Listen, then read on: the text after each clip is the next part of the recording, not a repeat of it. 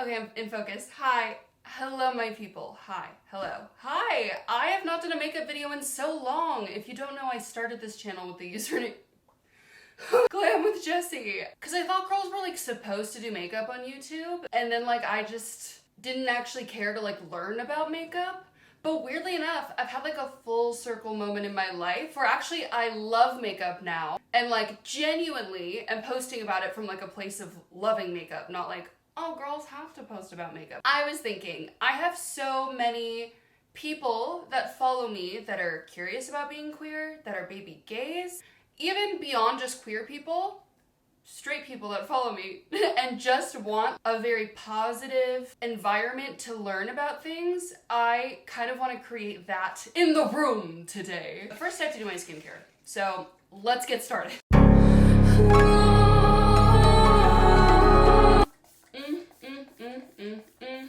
Okay, so I'm gonna start off really candidly about my journey. I'm just gonna put a trigger warning here because there's gonna be a lot of serious themes. I was extremely late in the game to understanding s3x.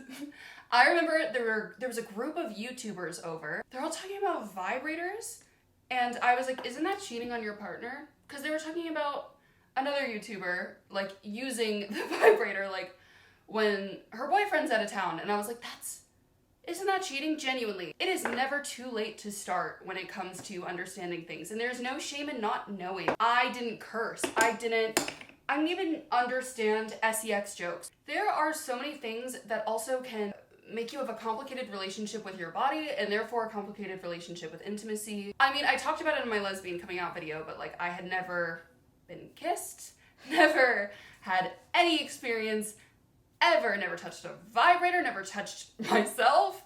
And one of my very first sexual experiences, intimate experiences, was taken from me by an way older man when I was a minor without my consent. I was so like guarded when it came to my body and intimacy, and I never understood why. And then once I comprehended what happened to me wasn't normal because I never talked about it with anyone, I understood and trying to be as positive and open about my experiences so that other people can have the conversations I should have been having earlier on in a very safe and comfortable way. You cannot let those experiences define you.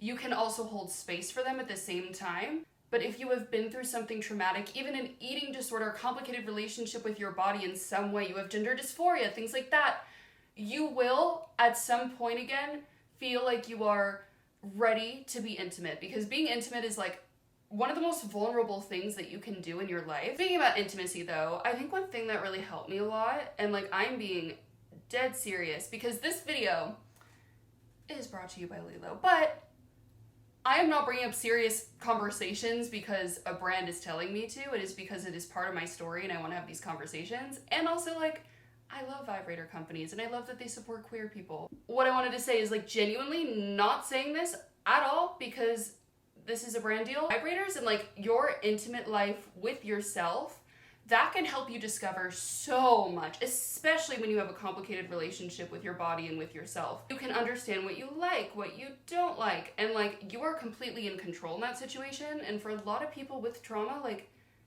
that feels great. You can tell yourself when to stop. Like you don't have to, you know, be terrified of a no not being taken seriously, not to get really dark. Which has been my favorite vibrator. It's a LELO vibrator. I'm not just saying that. My favorite vibrator at the moment is called the Enigma Double Sonic. Isn't that a hot name? Like, admit it, that's kind of a hot name, the Enigma. Ooh, I love an Enigma. Especially when it's a vibrator. I'm gonna let this makeup get real smoky. Like, it is literally, it's pixie dust. There we go. It is literal, it's like pure pixie dust. I don't know if you hear, but we have a little baker in the back he made some biscuits. Oh, and we covered a little face. So why do we love the Enigma Double Sonic? Well, a lot of vibrators, you can just experience one area and one type of pleasure with it, not the Enigma Double Sonic. The mouth of the device can send like powerful, and I mean powerful, waves to the C-L-I-T, to that area, to the you all heard me, the clit. An area often forgotten, especially when it comes to straight sex, which is really unfortunate. That always breaks my heart. And then the insertable tail targets the A spot. You're probably like, what is the A spot? We're smoking out this eye look. What is the A spot, you're asking? I had the same question. Sometimes eyeshadow looks crazy before it looks good.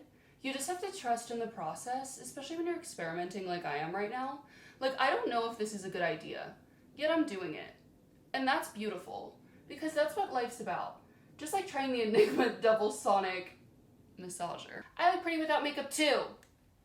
I just like yelled out to myself in the mirror. That was healing, to be honest. The A spot, also known as the anterior formix. It's a nerve cluster area inside the internal clitoral network. That's right, you've got a network in there. Just had to go to Madison's room to get the makeup removing wipes. We're watching the L Word tonight because one of Madison's like childhood, like best friends recently has been like queer questioning, and I was like, oh my god, can I show you the L Word?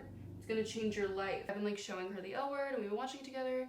She's bringing a boy tonight. Been talking to a boy, guys. So the A spot is 4 inches inside the, and it is slightly behind the G spot. Lesbians, take notes. Men looking to pleasure their girlfriends, take notes. Or more importantly, get the Enigma Double Sonic for your partner. That's what I'm talking about, right? Yeah. I've dealt with a lot of skin insecurity in my life. If other people have dealt with that, they just know how difficult it is and how much it takes over so much of your time and your space in your life. Like, it's really hard to not let it get to you when in this society, like, I've been on Accutane, and like Accutane really hurts your body, and like that is the stuff I'm willing to do to have clear skin because that is the expectation that is put on us. That is insane. The Enigma Double Sonic is a triple stimulation device. That's three. You know what the word triple means. So like I said, the sonic waves stimulate the clitoris, and then the insertable tail stimulates both the A spot and the G spot. What other toy does that? None I know of, except the Enigma Double Sonic. So why don't you hear about the A spot more often? Well, at first it can feel new, like kind of unusual, like, oh my god, what is this feeling? I've never felt this before. Whenever anything's new and happening with your body, something you've lived in forever, you're like, oh my god, what is happening to me? Once you really settle into it, it feels good. A new type of pleasure that you might have never experienced in your life. Also, because this is a safe space, especially we don't drink enough water, there's just so much that can contribute to this, but sometimes like even just like having trauma and feeling uncomfortable with s3x and intimacy, and you can feel a lot of pressure to have your vagina be properly, because there really is so much stigma with that, and that almost puts more pressure. Actually, specifically A-spot stimulation can help with that. Honestly, with all genitalia, that is a pressure that people feel, that like their genitalia needs to like directly show that they're attracted or and they're enjoying it. When there's, you know, medications and so much stuff that can make that difficult, or even just trauma, you know? And it doesn't mean that you are not necessarily enjoying it. There's a lot of stigma and shame with genitalia and how it is reacting to s3x. Another thing that you can feel a lot of pressure with during s3x, A-spot stimulation can literally increase the chance of you having a great, amazing orgasm. Here's the thing, you could have successful s3x without hitting that point. I feel like that's something people don't necessarily understand, you know, as long as you are enjoying it and you feel some sort of pleasure, but it doesn't hurt. By the way, LELO has multiple great vibrators. I've used a lot of them. That being said, just want you all to know that you can't really go wrong. I just specifically have really been liking the Enigma Double Sonic. But anyways, if you want to learn more about LELO and the Enigma Double Sonic, I'll talk about it more later in the video, but just want you all to know you can click the link in my bio. I had a very traumatic first experience, and then after that, the first time I ever had s3x was with a woman. I'm such a I blame myself for things, and I didn't realize this was like a problem in itself, but because of my trauma, I was remember when I was young, 2, I was a virgin, so I didn't know anything. I was still kind of a baby gay, but also not. Just want you to know, I lost my virginity 20 years old. And some people are probably gonna be like, that's too late. Some people are gonna be like, that's totally acceptable. There is no right answer for when things should happen. Before I do the rest of my face, I'm gonna cut my lashes. Basically, she would get really mad at me, like genuinely mad if she was turned on. But I didn't want to have sex. And the whole relationship, thought I was terrible. I genuinely was like, oh my god, like I just automatically take people being mad at me as I did something wrong. Like, it's childhood trauma. I didn't realize until like years later that that wasn't my fault. And like, just because someone's turned on doesn't mean that you owe them s3x.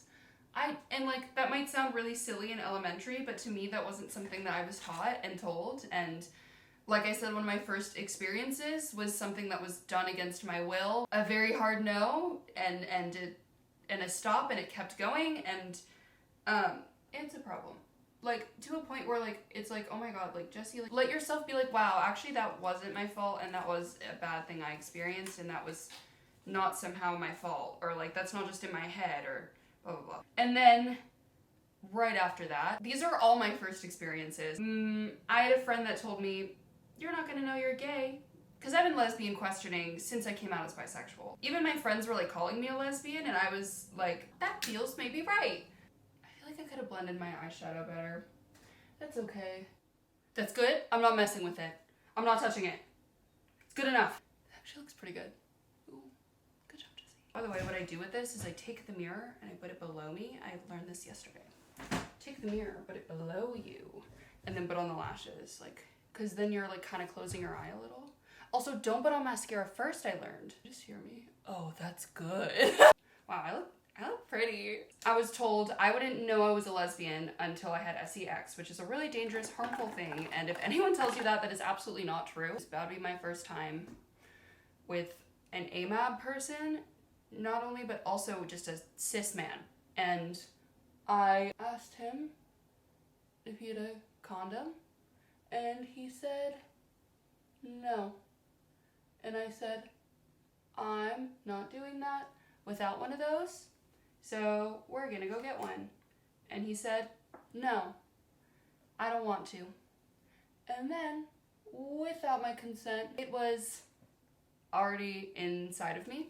I got mascara all over my hands. That was one of the most terrifying moments of my life when that happened. It was truly painful as well. Two people that are just gonna be like, yeah, it was definitely caused by that. That's why you're a lesbian. Lesbians actually don't exist outside of trauma. Like, you're only a lesbian if you have trauma around men, which then again is also centering men again in lesbianism, which is so crazy to me, because like, lesbians, like, that is a sexuality that is like, you are dating non-men. So then why are men such a big part of the conversation always? Not from lesbians. It's from people that are like, have you had sex with a man? Like, oh, it's because you have trauma with a man. Like, why are we bringing up men so much when it comes to lesbians? So those are my first 3 sexual experiences with other people in my life.